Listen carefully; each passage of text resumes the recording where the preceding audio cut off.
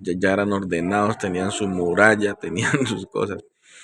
Aquí este monumento que hemos sacado donde están las tres personas representa lo que es América, Estados Unidos, la mezcla Estados Unidos. O sea, los americanos, los estadounidenses, son una mezcla entre afrodescendiente, blanco e indígena, ¿sí? Y esos tres, pues obviamente representan lo que es América. Esta parte que vino de los británicos, los ingleses, esta parte que viene de los esclavos africanos y esta parte que son los nativos, los que en realidad nacieron aquí en estas tierras. Entonces, estos tres representan la mezcla entre Estados Unidos, los que se quedaron e independizaron a Estados Unidos. ¿Ya?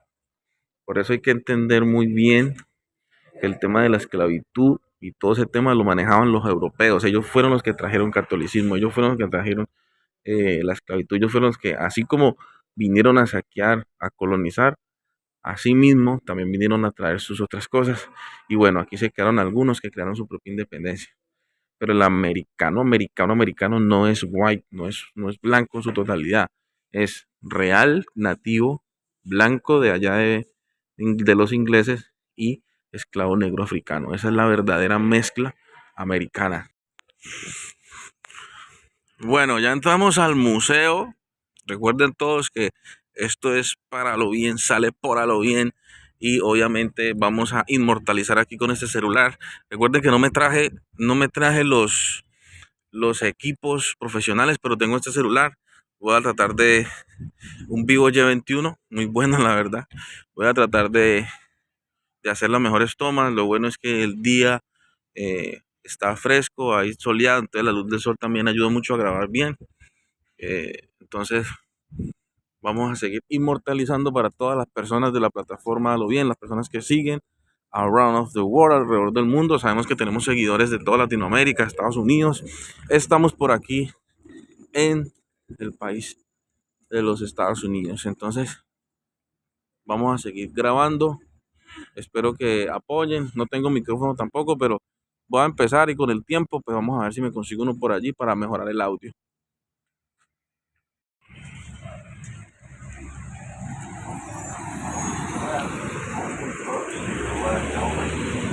Just wait for the bell. Always, before you make a move in here, is anybody who'd like to can move off to the left. Not much leg room up here in the front trolley, guys. So just watch yourself if you want to sit there. Hey, want to switch later on. Front row is the row with the least amount of Vamos subiéndonos aquí por como era. Sí, aquí hay. Forward, everybody. You guys can sit there. If I have somebody who needs to move the 1800s Spanish to hear their whips cracking from over a mile away, so they called them frijoles. And they made a meal out of something called swamp cabbage. That's the boiled hearts of the Sable palm, which is a state tree of Florida. There's a few examples over there to your left. And near those palm fronds and stuff, that's where they cut the hearts out. I got real curious about it. I made some for myself. Yuck, bland, tasteless, never try it. Unless you do what I did, fried up some bacon, chopped it up, added some Tabasco. After all that, I had myself a meal. You guys might want to try it after something like that. Because as we all know, bacon makes everything taste better, doesn't it? Absolutely. Now, 1821, folks, was the year that the United States took possession of the Florida territory. Also the year that a deadly yellow fever epidemic struck in St. Augustine. Killed 1/3 of the population. So many people perished. But they all had to be buried in this very small cemetery coming up on your right. You can see how small it is. So they were forced to bury as many as 25 bodies under some of those headstones. But there's only one name on the headstone. The name of the 25th buried there. So needless to say, guys, that on the cemetery to your right. Those 24 months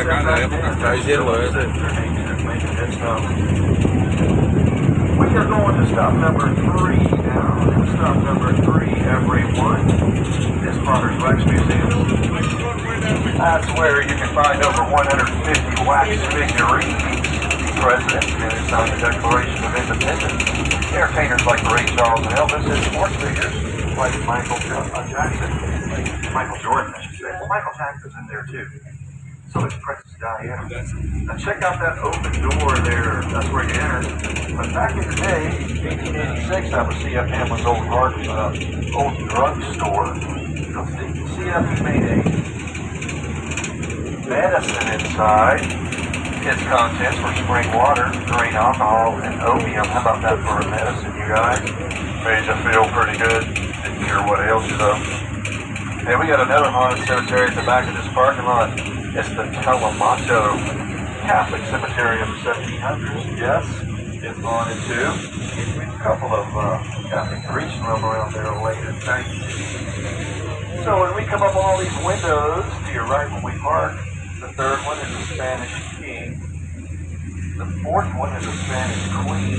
And pass that around the corner, see if you can find Miren, todos estos places, todos estos lugares, todas estas edificaciones son antiguos de la época. There's Maleficent right over there to your right. You guys know who she is. You got grandkids or kiddos, I bet you do.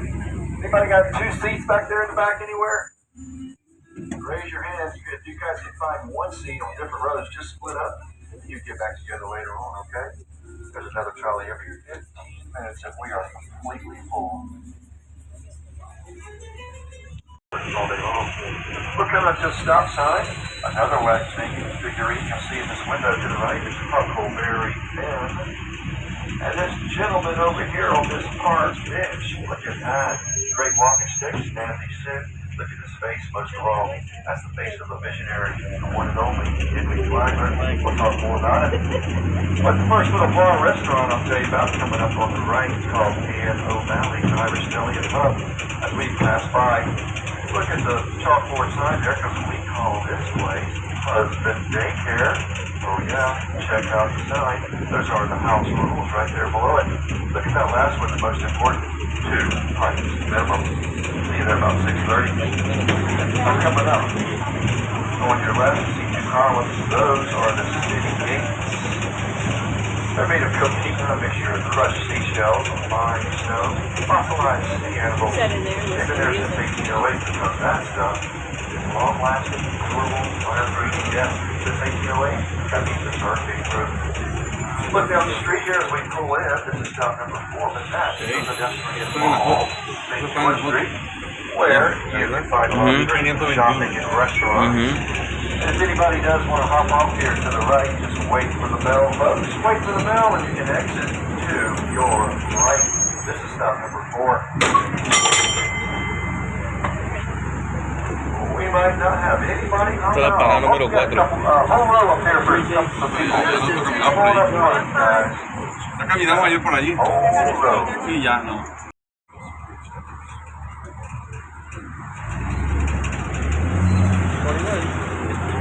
Now you get your first real good look at the Agustin Tour goes to your left. Spanish Fort. Founded in 1695. It's stopped 17 later where I'll tell you a whole lot more about it. As we travel through this traffic light here on the right, you'll see the Pirate Treasure Museum. It has over 800 artifacts from pirate days, old and new. One of only 3 original Jolly Roger flags. And Captain Jack Sparrow's sword from the Pirates of the Caribbean. Johnny Depp himself donated the sword to the Pirate Treasure Museum. Our next stop is the Colonial Quarter. It has over 150 wax figurines. Well, that was back there. This is a recreation of something called the Colonial St. Augustine, number 5. But it does have some wax figurines and other things inside, like an old Spanish galleon that kiddos and great kiddos love to climb around on. If anybody can make some seats back there, just slide to our left, I do appreciate it. We got a couple up here in the front, one of the front rows, guys. Yep. You can find, unless you can find a couple back there. Stop number 5, everybody's gonna hop off to the right. Come on up here, there's 2. As we clear the fort to the left, look far left, you'll see the entrance to the Matanzas Bay, where the Spanish or British, depending on who was attacking the city at the time, would park their ships and fire their cannon on the fort. More about that later on. But check out that rooftop, you guys, on a day like today. Oh my gosh, you're going to want to be up there. Maybe that restaurant's the River's Fort. It's fabulous. I have you know it took a long time and a lot of imagination to think up the name of that restaurant. Yeah, you got it. Over to your left, we got a river, and we got a port. Hablando todo el tiempo, ¿no? We're going to pull in here at this next stop. Looks like we got a completely full trolley here, so we might not have any room. But if anybody hops off, just tell these folks that they can replace you, but you're welcome to stay on as long as you want. This is stop 5. Notice a little bit of a slant, so use 2 hands, exit only to the right, folks. Only to the right. All right, guys, we have some people hopping off. Here to your left is one of our famous spots in town. It's Irish Pub, Restaurant, and Oyster Bar. Take it from a full-blooded Irish woman, born and raised there. She said, of course, I trust her on this. One of the best Irish coffees she's ever had in her life is right there to your left, because they make them fresh and green, having imitation. And notice the back porch. Oh yeah, they might have some live music there later on. And if you do get chilly like it was this morning, right in the middle of those tables to your left, those are fire pits. Go live up for you.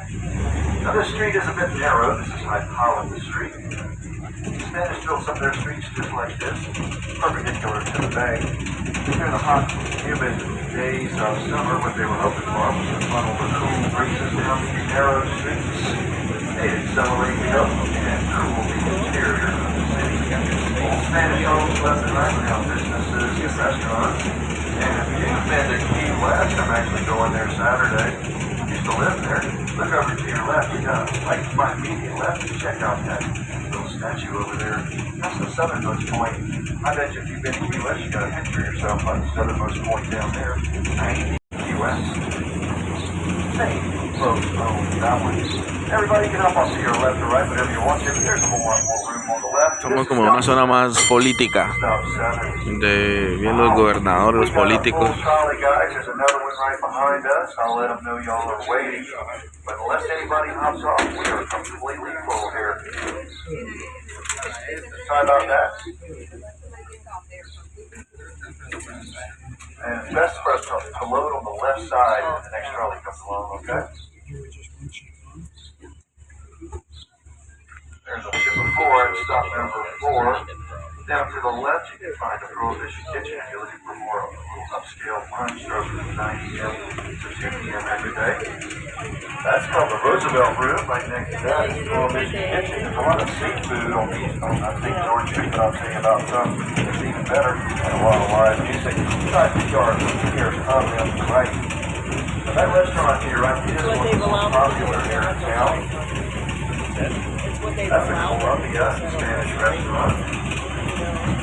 Original Columbia restaurant in City here in Tampa, Florida, owned by the same family as the one right behind us, but the Columbia is Ybor City, the oldest restaurant in the state of Florida. Now, folks, as we travel the street here, let's talk about the Gilded Age. That's the time from the 1870s to the 1920s. The robber baron types of industry get such a real revolution. Goes into the story in Vanderbilt. Jimmy Fifer and John D. Rockefeller were major players in the Gilded Age. They owned Standard Oil, and that company made them the second and third wealthiest man on the face of the earth for a while. Now, if you've been to Newport, Rhode Island, you've seen all the Gilded Age homes there. Well, Henry had the same idea for St. Augustine. Not so much homes, the castles basically up there in Newport, Rhode Island. He wanted to build hotels, and he certainly had all the money he needed to make his vision here for St. Augustine a reality. What he needed more than money was the land to build his grand hotels on. I'll show you a couple of them here shortly. So we approached the Methodist congregation. The Methodist had a church in pretty bad shape. On a piece of land he wanted to build a hotel on. So he offered them a deal. He told them that if they gave him a piece of land where their church was, he would build them a brand new church. And in 1887, folks, that's exactly what happened. This church right here to your right is the Grace United Methodist Church. It was built in 1887, and Henry spent $84,000 to build this church. The piece of land he got in return that I'll show you later on, it was valued at only $4,000. How about that for a deal? That church has been around for well over a century and is one solid structure. More on that construction method later. Now, at the Stop number 14 later on. I'll show you the Catholic Church, the Cathedral Mira esta, Basilica. ve. It was dedicated in Oye, pucha, 1787. aquí hay bastante historia, casa antigua. Henry donated some money. Helped them refurbish the interior and have the bell tower that I'll make sure you see later on. So he helped the Catholics and he helped the Methodists. Next, he helped the Baptists. See that church right there at 1 o'clock? The Ancient City Baptist Church. Now, he didn't build it or give them the money to build it. They raised the Baptist congregation raised $10,000 to build that church. Also in 1887. But he did give them that piece of land right there to build their church on free of charge. Now, perhaps the most beautiful church you're going to see here is St. Augustine. It's coming up on the right here in just a moment. The Flagler Memorial Presbyterian Church. Built in memory of Henry Flagler's daughter, Jenny Louise. Unfortunately, Jenny Louise, her infant daughter, died a few days after childbirth. They wanted this church built within 1 year of her death. And in 1889, that's exactly what happened. This beautiful church was built in 4 days under